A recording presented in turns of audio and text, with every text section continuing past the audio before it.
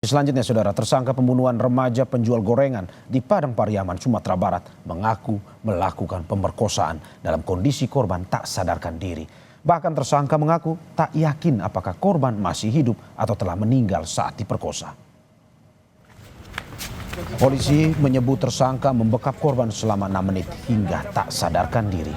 Sebelum akhirnya korban dibawa dan diperkosa di kawasan perbukitan. Berdasarkan hasil otopsi, paru-paru dan saluran pernapasan korban dalam keadaan bersih.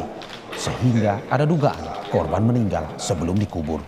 Polisi pun melibatkan ahli forensik untuk menyelidiki kasus ini.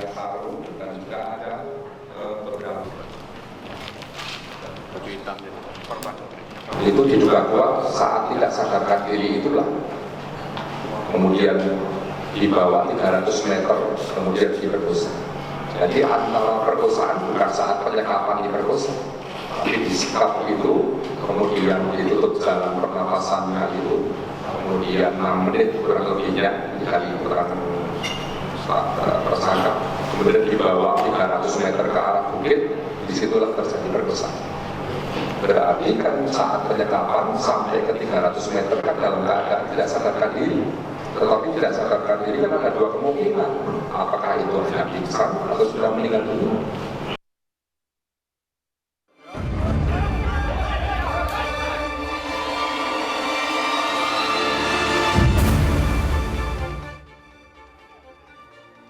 Usai pencarian panjang, polisi menangkap IS, tersangka pembunuhan gadis penjual gorengan di Padang Pariaman, Sumatera Barat.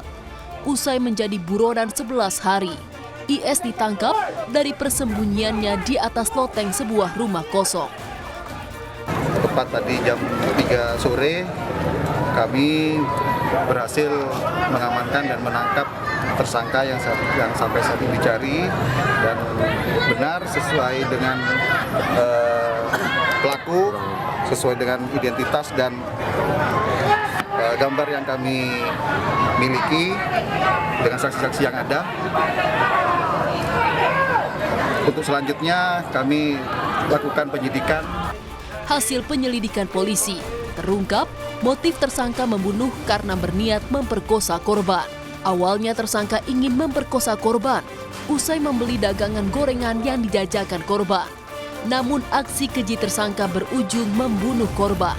Atas perbuatannya, tersangka kini dijerat pasal pemerkosaan dan pembunuhan dengan ancaman maksimal hukuman mati atau seumur hidup. Bersangkutan hanya ingin memperkosa, bahkan tidak ada niat ingin membunuh.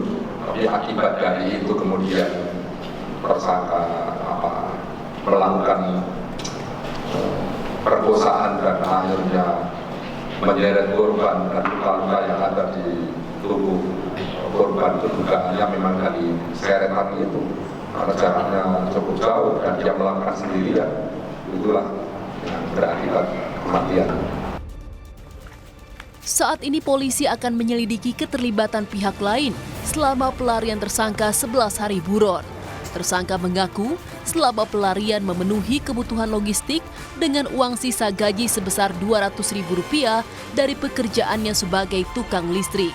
Tim Liputan Kompas TV.